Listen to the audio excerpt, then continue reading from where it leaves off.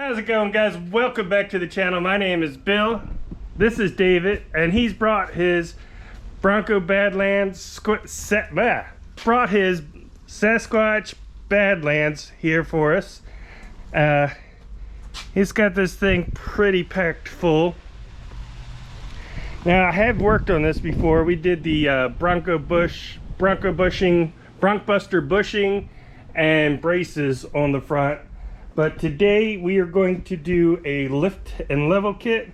We've got the zone upper control arms here, and then the icon. Oh, where'd the paper go for the icon?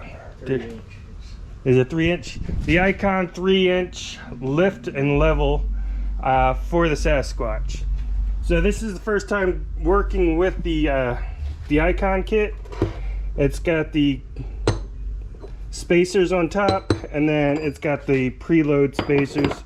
So we are going to have to take the shocks off, take them apart, and stick these in, then reassemble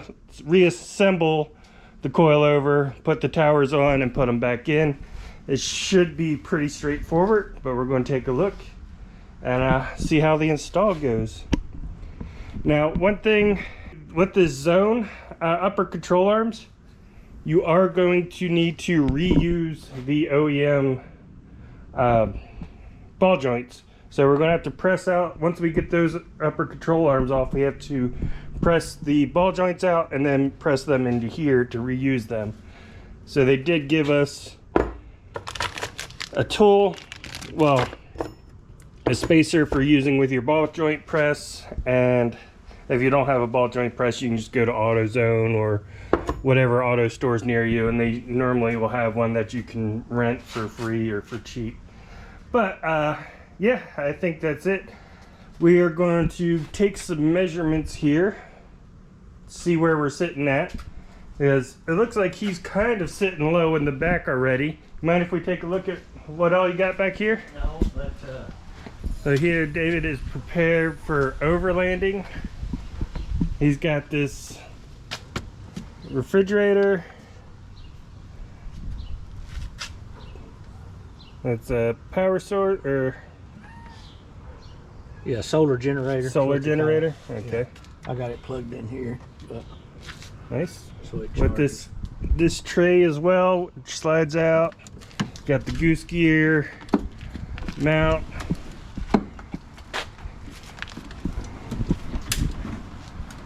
Yeah, you need to get in your refrigerator. It slides out, easy access, open up.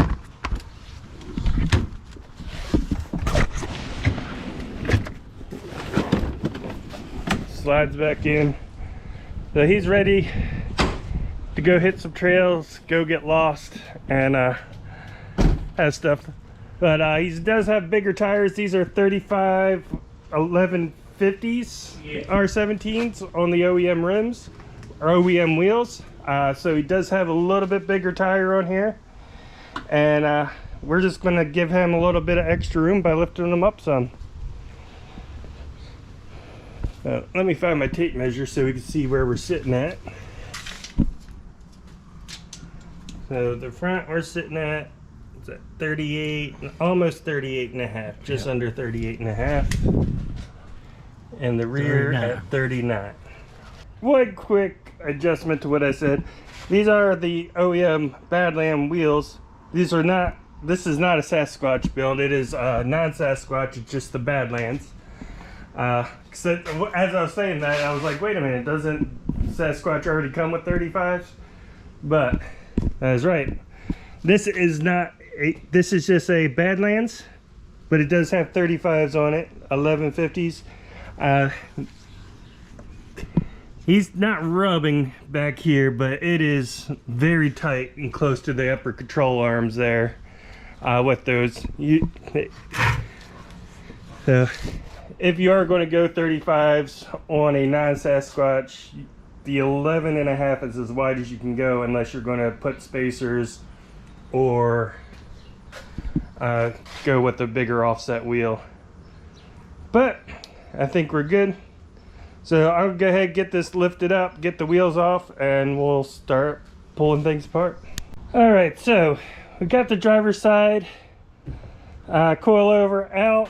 We marked it here, the center of the front, because we do have to turn this top hat 180 degrees around. And that was like the other ones we've done before, because when you put this top hat, it changes the position, so they are 180 out. So in order to have this lined up, when you put that on, you turn that.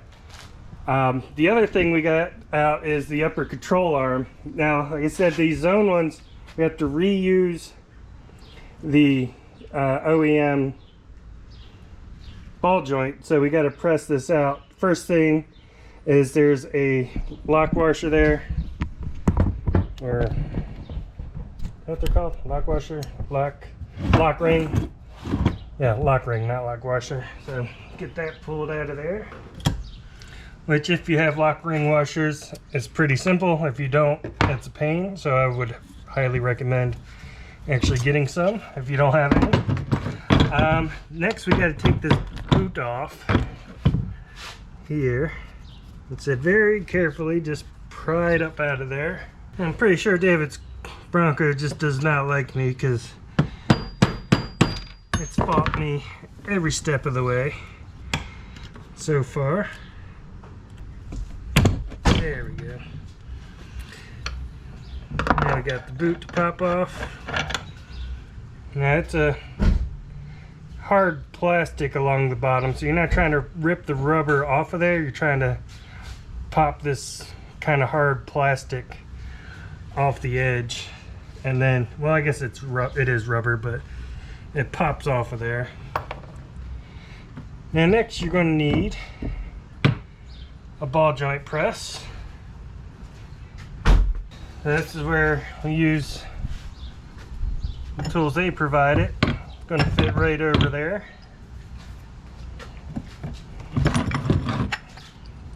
I give you a washer to stick on the top side here.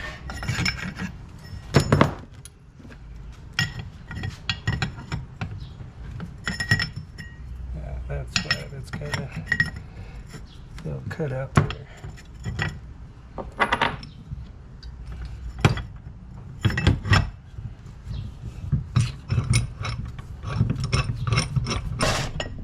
And of course, it would have helped if I had that on tight.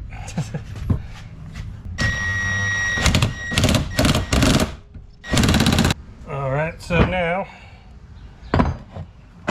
we've got to press that. And then we got this is driver's side, yes. Make sure we're doing the right side.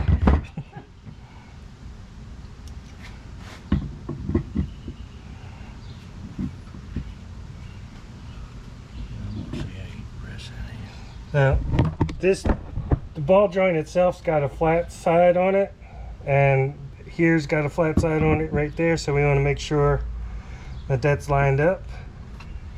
And then we need to use the press. There we go. And I just want to make sure that this is smaller than what we're pressing in, so it'll go in. And then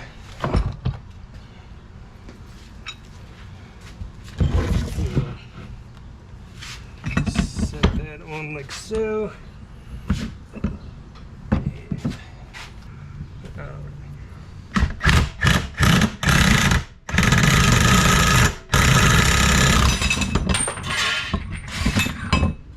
I'm determined to take a toe of yours out. That's all right. All right, and so then we gotta take our snap ring that we took off of there earlier. Oh, and that's what holds it in here. Yeah. Okay. And then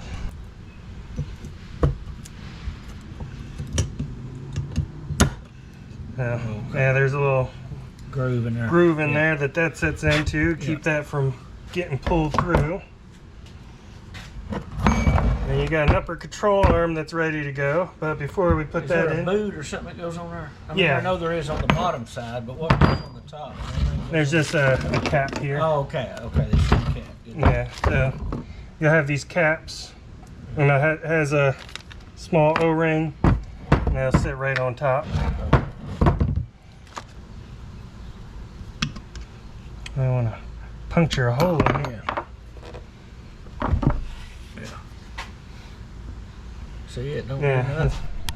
Alright, so we got the coil over together, got the spring compressor on there, about to compress it, but we need to take this top hat off.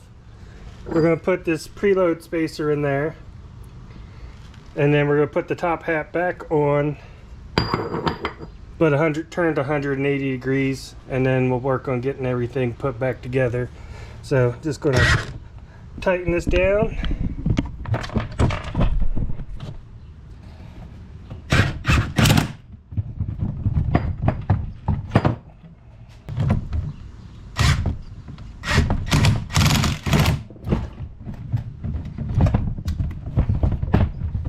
Where you're thinking you're cursed. Your Bronco's cursed.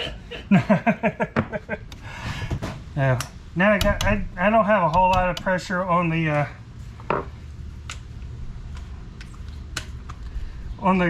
spring right now, just because I don't want this to completely spin when I try to loosen this. But did have enough pressure on there that it didn't go flying off. Now I'm going to go ahead and compress this a bit more.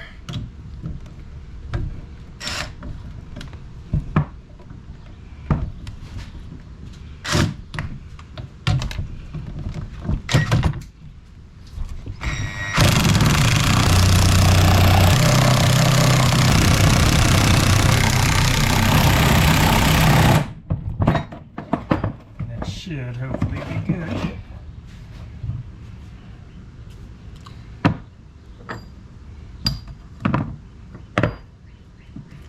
So now that's going to go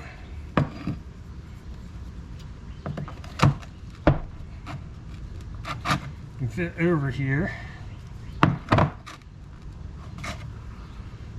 Now we were like that. So now we got to go 180 out.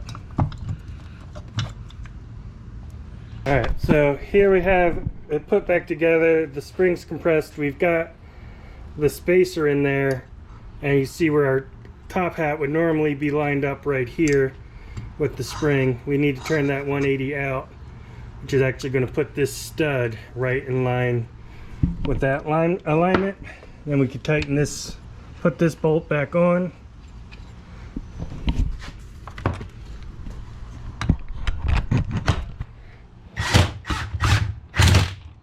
Now, I can't really torque that down yet because it's just going to spin freely in there. Now, once we take the spring compressor off and it's got some tension on there, we'll be able to tighten that down completely.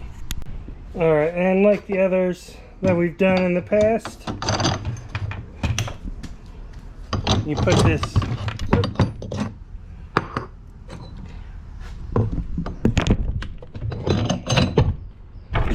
when you put that top hat on, this bolt sticks up just a smidge too high, so we got to trim that down. It's right to that first thread pretty much. Just trim that off. Now we had to find the instructions because we weren't 100% sure, because there's two different sizes. There's a 1 inch and then a 1 1/4 inch top hat. The preload spacers are all the same, but the top hats are different. And you would think the bigger ones would go in front since it lifts the front higher than it does the back, but the position of the rear suspension means you got to lift it, put more of a spacer on it to get the same amount of height. So you actually do the shorter one on the front and the larger one on the back. So with the shorter one on the front, we got to trim just a little bit of that off.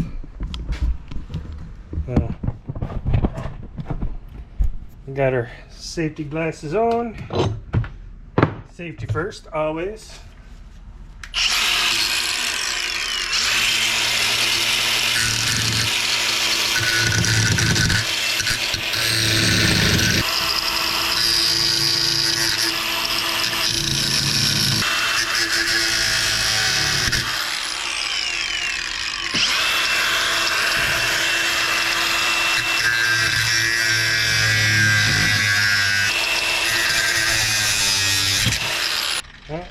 gonna throw the flap disc on there and just kind of clean those edges up.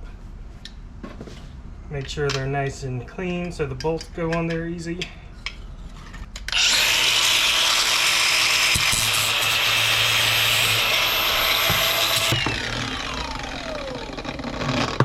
Alright, so we're just about wrapped up with the front. These, just like the BDS ones that I did, it's got you got a cap here, it snaps in there. We just got to finish torquing down this side, but it's in there, it's looking good. Driver's side's done. Now we are really close. I gotta put the cap on that still. And we are really close on the upper control arm with these wheels. Let's see how close it is once we're on the ground. But yeah, I mean, if you were running OEM tires or OEM wheels, it does not give you a whole lot of room on the backside there.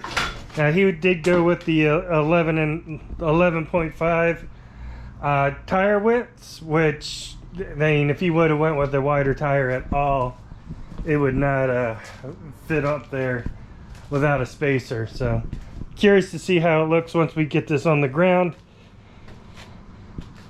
Making progress.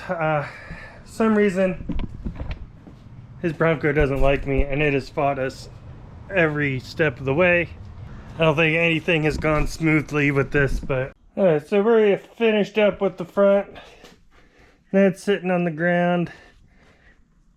There's a bit more room back behind that tire, but that's still pretty close. If it was me personally, I think I would have to go get some spacers just to feel a little more comfortable about that. But we got the back end up now. Got the shocks off. Now this is the first time actually seeing the rear coilovers for the Bilsteins. And very similar to the front, but we got the reservoir off to the side down here. Some Bilstein cover on there. Looks pretty good. And this is going to be pretty much the same exact process. We gotta compress the spring, take the top hat off, put the preload spacer in there, turn the top hat 180 degrees so we could set this on there and it'll line up. Now this is billet aluminum, I'm guessing it is, but this is already threaded, so when you're done, you don't have any studs sticking up. You end up threading the bolts down from the top down. Backyard. And so that's going to be interesting because there's not a whole lot of room in here to get those bolts started, but we'll see how it goes. But yeah, right now I'm just going to do the same thing you did with the front. Compress this, get the preload on there, get the top hat on there, and then we'll see how it goes back on. You don't have to take the liner out. You can get to those bolts by lifting the liners up, but you will cut the crap out of your hands by doing so because the bottom line edge of that liner is pretty sharp. There's one bolt here that's a pain to get to. I just left that in and kind of swung it around and removed the rest. And then to put these back in, it's pretty simple. You got one bolt that goes through the bottom, and then the top hat sits up here, and then we got to put the bolts down through there. Now, if you did not get this top hat line aligned 180 degrees exactly, then it's going to be really hard to get these to line up. But one good thing is this top hat will still move. No matter how tight down this is, it's kind of a pain when you're taking this apart. because this top hat continues to move. So when you're trying to line it up and get it all tightened, it keeps moving on you a little bit. But that actually works out to our benefit. So if we didn't get it quite lined up perfectly, we can wedge a screwdriver or something in there and kind of move that, fine tune that top hat a little bit. So because of that, it makes it a whole lot easier to put the bottom bolt in first, because then it kind of holds that up in place rather than trying to hold this whole shock up into place and get a bolt started, because they're not super heavy, but when you're trying to hold it with one hand and get a bolt threaded with the other, it gets kind of hard. So much easier just to go ahead and use this, put the bottom bolt in first, but not all the way through, just put it in like halfway. That way it's a little bit loose down at the bottom and gives you some wiggle room before you put the bolt all the way in, and will support it enough to get that, to help you get those top bolts started.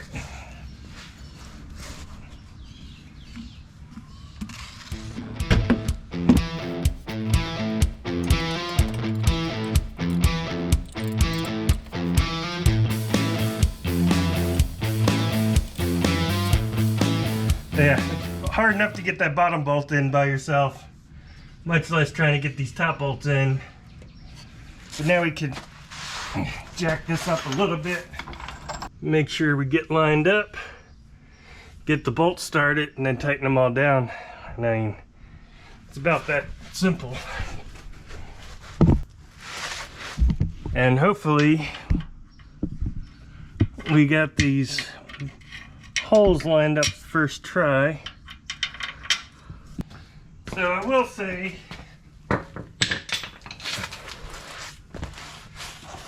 when the studs are on the top hat and you're putting them up through, that's a lot easier to get them lined up than putting the bolts down through the top.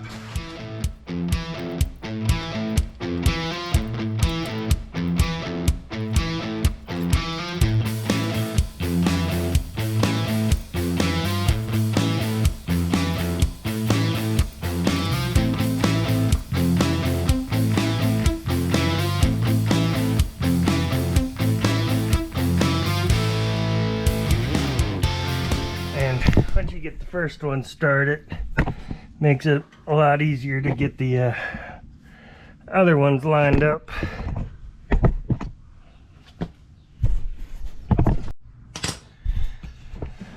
So even though I got the first one started, these other two are not quite lining up, so just stick a flat head in there and give it a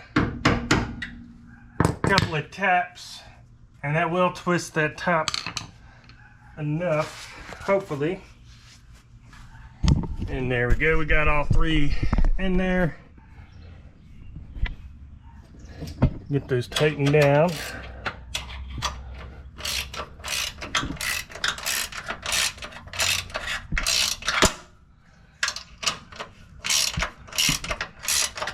Yeah, just get those tightened down and tighten down this bottom bolt. Put the liner back in and we are done. All right, we are back on the ground. Took it for a quick drive around the neighborhood just to make sure it felt all right, make sure there wasn't any rubbing or weird noises. Everything appears to be awesome. Need to grab our tape measure.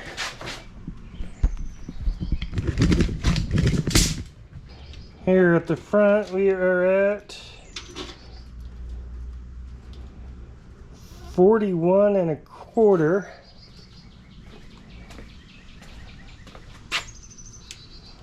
And the back at 41 1/4. So 41 1/4 and 41 1/4.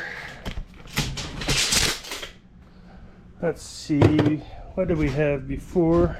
So we went from 38.5 to 38, 39, 40, 41. Almost 3 inches in the front. and then in the back 39, 40, 41 and a quarter, 2 1/4 in the back, which is right about dead on for what they said it's supposed to be. 3 in the front, 2 in the back. So I think that's pretty good. Now it does look like it's still sitting a little high in the front, and I would imagine that it's going to settle that 1/4 inch, and it's probably going to end up at 41 after about a day, but maybe not. I know right now he's got the back completely packed full, so I know there's some people that make an argument about doing a level if you're going to be packing a bunch of stuff in the back, and it looks like this might be a good argument for it. I mean, by the measurements